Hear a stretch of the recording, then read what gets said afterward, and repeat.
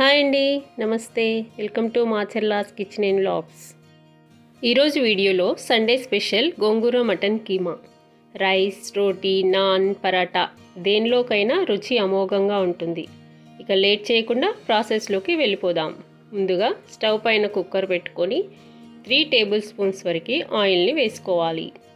Oil కాస్త వేడైన తర్వాత పావు చెంచా సాయి జీరా, 3 లవంగాలు, ఒక బిర్యానీ ఆకు వేసుకొని కలుపుకోవాలి. 1 పెద్ద ఉల్లిగడ్డ, 2 పచ్చిమిర్చిని కట్ చేసి వేసుకోవాలి. మీడియం ఫ్లేమ్లో ఆనియన్స్ బ్రౌన్ అయ్యే వరకు ఫ్రై చేసుకోవాలి. కొంచెం కరివేపాకు, కొంచెం కొత్తిమీర, పుదీనా వేసుకొని 1/2 టీ స్పూన్ పసుపు, 1 టేబుల్ స్పూన్ వరకు అల్లం వెల్లుల్లి పేస్ట్ వేసుకొని పచ్చివాసన పోయే వరకు కలుపుకోవాలి. 2 టైమ్స్ వాష్ చేసిన మటన్ కీమాని వేసుకోవాలి.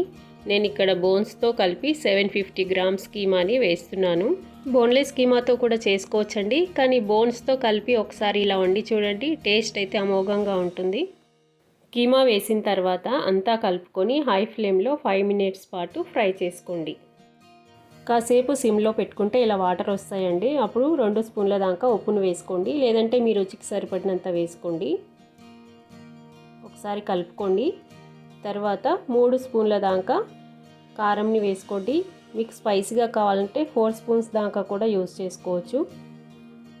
1/2 స్పూన్ దాకా మిరియాల పొడిని వేసుకోవాలి. ఇది ఆప్షనల్, మీకు ఇష్టం ఉంటే వేసుకోండి, లేదంటే స్కిప్ చేసుకోవచ్చు.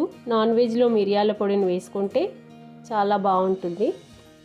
ఇదంతా కలిపి మీడియం ఫ్లేమ్లో వాటర్ పోయే వరకు ఫ్రై చేయాలి. అంతలోపు ఒక కట్ట గోంగూరని ఆకులు మాత్రమే వలుచుకొని కడిగి సన్నగా కట్ చేసుకొని వేసుకోవాలి. గోంగూరతో పాటు కొంచెం కొత్తిమీర, పుదీనా కూడా వేసుకున్నాను. కొంచెం ఈ ఆకులు మగ్గిన తర్వాత 1 స్పూన్ హోమ్మేడ్ గరం మసాలాని వేసుకొని కలుపుకోవాలి.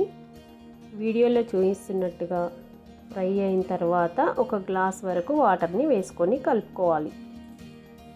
కర్రీలో వేసిన వాటర్ బాయిలింగ్ స్టేజ్కి రాగానే ఒకసారి టేస్ట్ చెక్ చేసుకొని కుక్కర్ మూతను పెట్టుకొని మీడియం ఫ్లేమ్లో 4 to 5 విజిల్స్ వచ్చే వరకు ఉడికించాలి.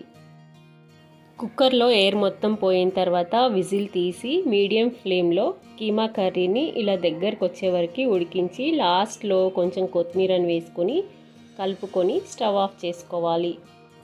నేను చేసిన గోంగూర కీమా కర్రీ టేస్ట్ అయితే అదిరిపోయిందని నాకు కాంప్లిమెంట్స్ వచ్చాయండి. మీరు కూడా ఒకసారి ఇలా ట్రై చేసి చూడండి, చాలా బాగుంటుంది.